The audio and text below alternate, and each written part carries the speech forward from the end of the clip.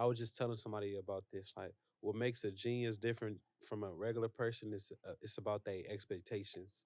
You know what I'm saying? It's like What do you mean by expectation? when you got high expectation for yourself and you like have a bigger vision for stuff. That's part of your expectation when you vision something that's further and bigger for yourself than Mm, the next person. yeah. It's like you're gonna work harder because you're gonna know like this is where I want to be. So it's like people nowadays, most people they don't have high expectations for themselves. They'd be cool with working a 9 to 5 and just living check by check. But it's some people that's like, nah, I can't live like that. I see that's something you talked about a lot too, though, because on one of your interviews you talked about how that's kind of the thing that blocks, or I don't want to use the word block, um, but stop a lot of people in the hood or disenfranchised neighborhoods from getting to where they need to go is because we don't have that information or Belief. the belief. I feel like just everything we went through as a race, it kind of like destroyed us in a sense, Hmm. like where it's like it messed our belief system up. You know what I'm saying? Just the simple fact African Americans, like we started off as slaves Hmm. in the United States.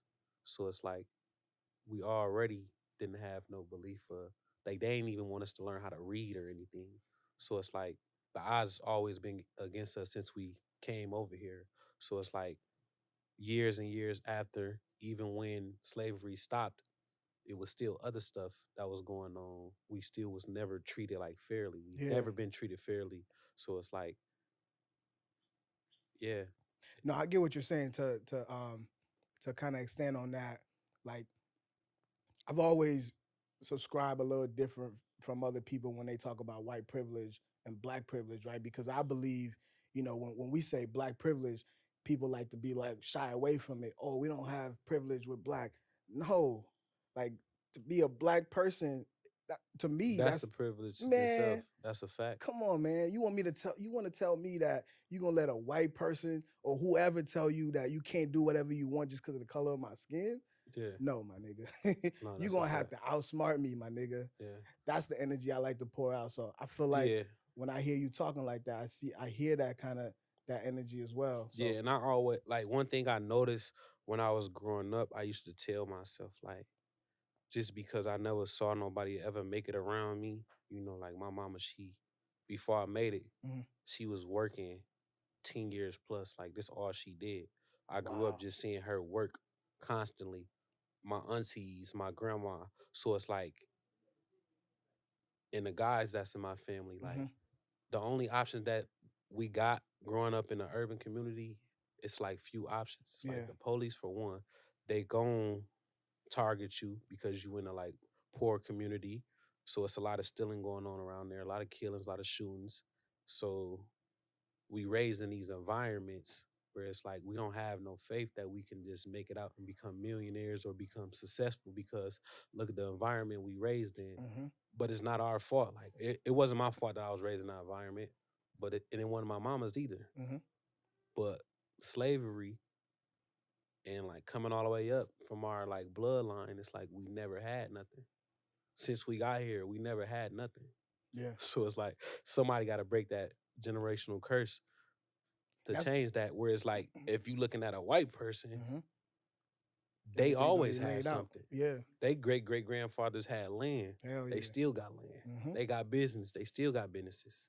So it's like it's just different. Yeah. Yeah. No, I 100% agree with you, man. And I also gotta salute you because you also, to me, I feel like you're an example of a philanthropist where you're from. Like, I saw some things of you giving back. Excuse me.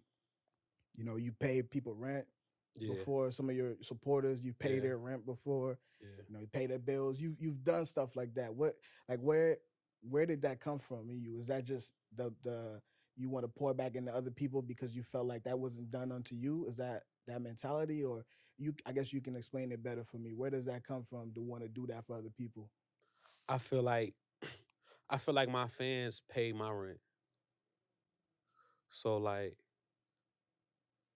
without them streaming me and following me and supporting me, how could I ever get here? So it wasn't nothing for me to be like, let me take care of some of y'all rents. I can't take care of everybody's, but Facts.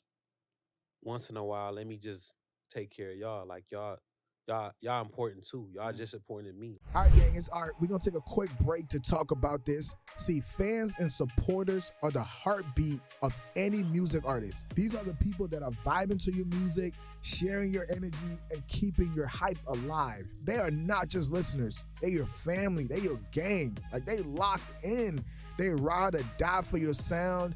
These supporters bring the fire to the game, spreading your word, rocking your merch, and showing love on social media. They're the ones turning your tracks into anthems, creating a movement for your art. Plus, having a solid fan base means you're not just making music. You're building a community. It's like having a squad that's got your back through thick and thin.